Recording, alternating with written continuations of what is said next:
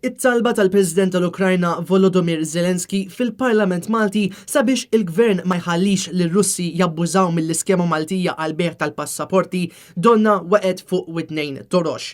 Dan kif rapport mill-Eurostat l-uffiċċju responsabbli mill-istatistika fl-Unjoni Ewropea irrapporta kif 15% tal-passaporti kollha mibjuwa minn pajjiżna li ċittadini barra minn xtutna kienu mibjuwa propju lill-oligarki Russi.